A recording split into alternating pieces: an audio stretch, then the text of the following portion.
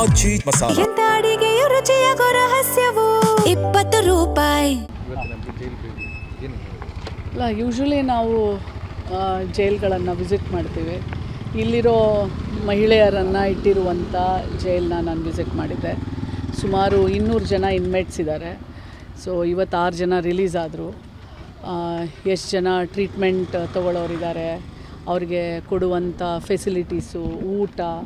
ಈಗ ನಾನು ಅಲ್ಲೇ ಊಟನೂ ಸಹ ಮಾಡ್ಕೊಂಡು ಬಂದೆ.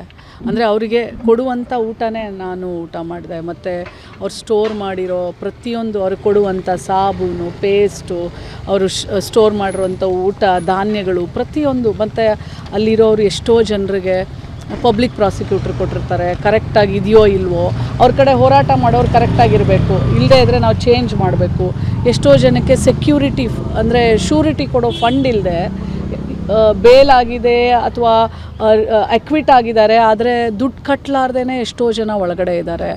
ಆಮೇಲೆ ಈ ಮತ್ತು ಪುಟ್ಟ ಮಕ್ಕಳು ಒಂದು 8 ಜನ ಇದ್ದಾರೆ ಮೇಡಮ್, 10 ಜನ ಚಿಕ್ಕ ಮಕ್ಕಳಿದ್ದಾರೆ. ಬಟ್ ತುಂಬ ಖುಷಿ ಏನಂತಂದರೆ, ನಾನು ನಮ್ಮದು ಅಂಗನವಾಡಿ ಇರುತ್ತಲ್ಲ, ಅಲ್ಲೂ ನಮಗೆ ಟೀಚರ್ಸು ಸರಿಯಾಗಿ ಕೆಲವೊಂದು ಅಂಗನವಾಡಿಗಳಲ್ಲಿ ಟೀಚರ್ ಅಪಾಯಿಂಟ್ಮೆಂಟ್ ಇರಲ್ಲ. ಬಟ್ ನಾನು ಇಲ್ಲಿ ನೋಡಿದಾಗ ಇಲ್ಲಿ 3-4 ಜನ ಟೀಚರ್ಸ್ ಇದ್ದಾರೆ.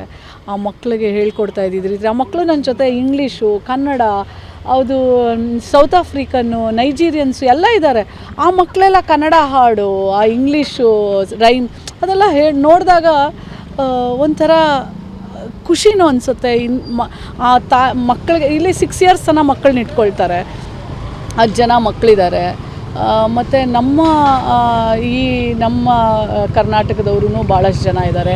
ನಿಮ್ಗೆ ಗೊತ್ತಿರುತ್ತೆ, ನೀವು ಹೋಗಿದ ತಕ್ಷಣ ಅವರು ಕಣ್ಣಲ್ಲಿ ನೀರು, ಭಾವನಾತ್ಮಕವಾಗಿ ಜೈಲೊಳಗಿದ್ದ ಅವರು ಹೇಗೆ ಅಂತ ನಿಮಗೆ ಗೊತ್ತಿರುತ್ತೆ. ಅವರನ್ನು ತಪ್ಪಿಕೊಂಡ್ರೆ ಸಾಕು, ಅಳ್ತಾ ಇರ್ತಾರೆ. ಒಂಥರ ನನಗೆ ಈ ಜೈಲ್ ವಿಸಿಟ್ಟು ಒಂದು ಭಾವನಾತ್ಮಕವಾದಂಥ ಒಂದು ವಿಸಿಟ್ ಆಯಿತು.